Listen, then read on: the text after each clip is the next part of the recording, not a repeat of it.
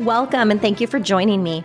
My name is Heidi True, and I am the co-founder and executive director of West Virginia's first tuition-free public charter school. And I'm John True, the board chair and also a co-founder of West Virginia Academy.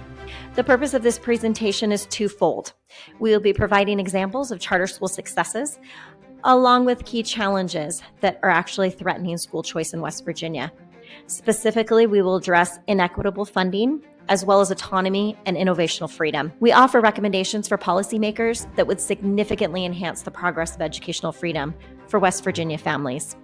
If you are unfamiliar with West Virginia Academy and the awards and recognitions that we've received over the past 2 years, let me bring you up to speed.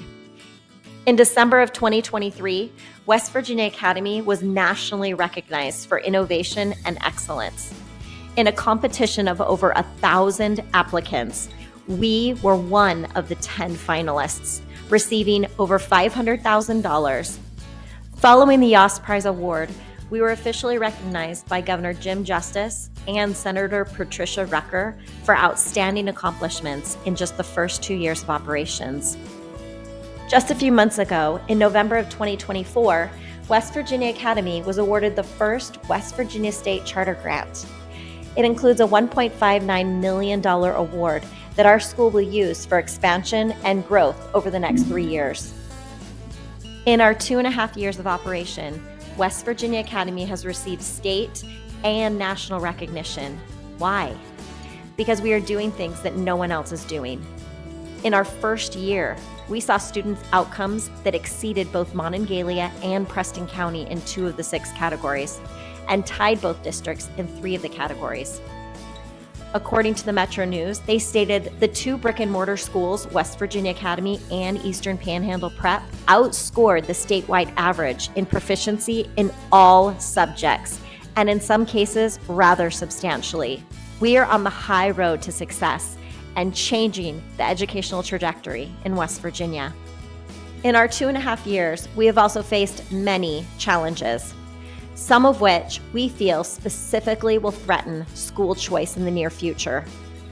Let's talk about the first one, equitable funding, our per pupil amount. Research has found that states with more equitable funding have a higher charter achievement growth. West Virginia charter schools receive significantly less funding than non-charter public schools. Let us explain. West Virginia charter schools receive 99% of the state foundation funding. We should receive state and federal funds for SPED, or special education, and can receive other per pupil federal funding, subject to West Virginia Department of Education's oversight and processes. West Virginia charter schools do not receive funds directly from property taxes, levies, bonds, and in general, facilities funding. A portion of the property taxes are available indirectly through the state foundation funding algorithm, but the lion's share of local funding is missing the charter schools. Let's take a look at a specific example. Here is the revenue by sources for the Monongalia County Schools financials taken from their 2022 audited financial statements. You can see from this chart that state sources account for only 41% of the total funds for public schools in Monongalia County. Federal sources account for 15%. Those are administered through the Department of Education. And then property taxes represent 41%, and other local sources represent 3%. So local funding represents 44% of the total funding to Monongalia County schools, and generally, charters do not receive any of that funding. So how is this lack of local funding impacting the total funding for West Virginia charter school students? Well, it's not good. Let's take a look at a side-by-side comparison of per pupil funding, comparing West Virginia Academy to the average of West Virginia public schools. And this is according to the West Virginia Balanced Scorecard data that is available publicly. West Virginia Academy in 2022-2023 had just $8,280 in per pupil funding, compared to $14,559 for average students in West Virginia across all public schools. This represents a 43% funding gap. In 2023-2024, when some of the federal sources came online, the gap was reduced somewhat.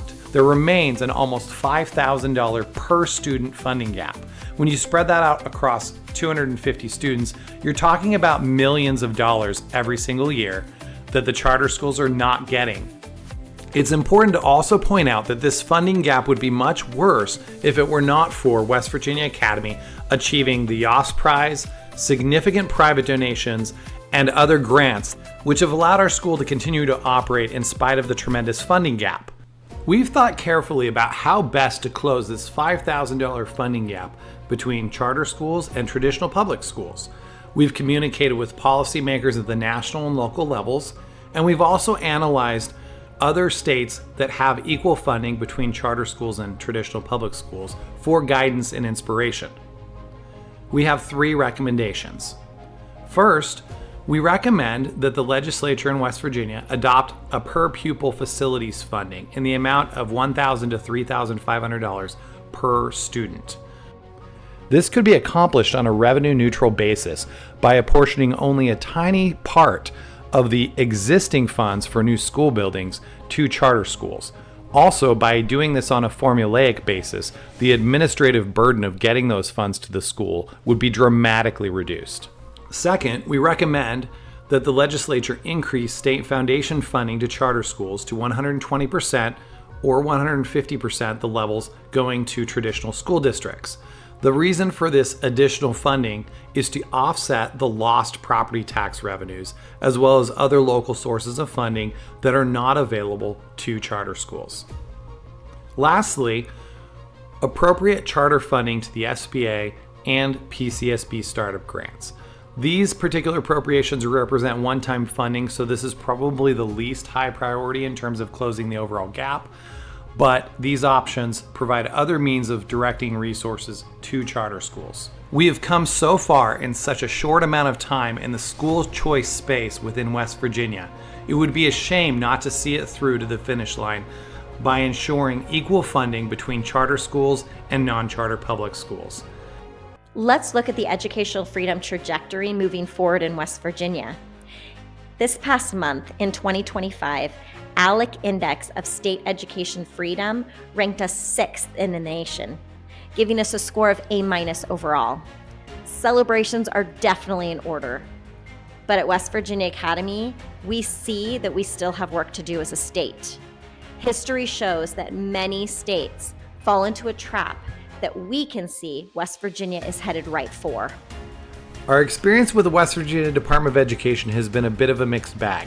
In some cases, we've encountered exceptionally professional individuals who have sought to help us in providing education to our students in the unique way in which our educational programs are designed.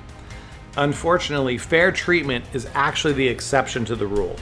And even if the West Virginia Department of Education is being perfectly fair in all their interactions with us, they're subjecting us to 2 masters. This is a lot when we have a charter authorizer that is supposed to be doing this. By writing charter schools into their own policies, claiming that we are subject to all of their trainings, their rules, and their regulations. Last year, West Virginia Department of Education spent over 200 hours physically in our school monitoring and evaluating our programs.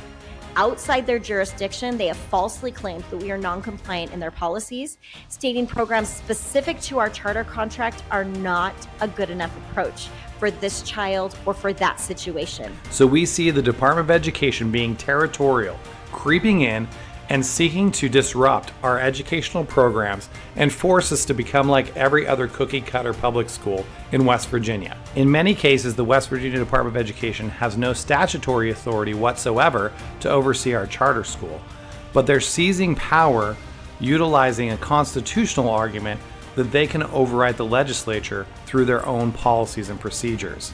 It's somewhat ironic that the Department of Education is citing the Heschler decision, because this decision was actually about whether LOCIA, the oversight committee of the legislature, could look at every single rule that was issued by the Board of Education and override it when it didn't like the rules that were made. So this was a separation of powers case. And they're now using what should be a shield to protect their rulemaking power, now as a sword to essentially override the legislature. We need to learn from the past Evidence is clear that quality charter schools are directly correlated to quality authorizers. Past state commissions or authorizing boards, one by one, have fell into a trap of becoming intertwined with the State Department of Education's. They become weak and susceptible to additional oversight by state authorities. Charters lose their avenue for innovation, and parents lose their options. You can look for examples in Maine, South Carolina, New Mexico, Idaho, Florida. At the beginnings of their educational freedom journey, they ran into these problems. It set them back years. Effective commissions or authorizers require complete independence to have a positive impact on the development of sound educational options. If you want charter schools to innovate, you cannot have the innovation-crushing arm of the Department of Education overseeing every little move that the charter schools make. So let's move on to our recommendation for legislative changes.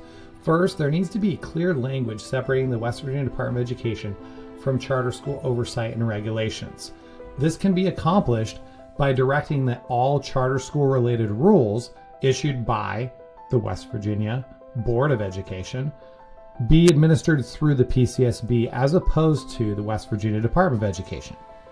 Second, the PCSB or another authorizing board must be the only entity that monitors and evaluates charter schools. We need to have clear separation from the West Virginia Department of Education.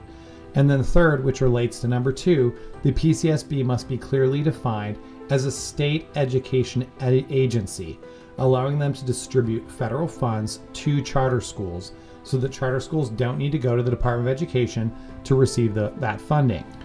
Importantly, the PCSB still reports directly to the West Virginia Board of Education. If you look in the state constitution, it mentions the Board of Education. It doesn't make any mention of the Department of Education. We are fighting with both hands tied behind our back, and yet in spite of all these challenges, we continue to thrive. This is a movement that is worth investing in by policymakers.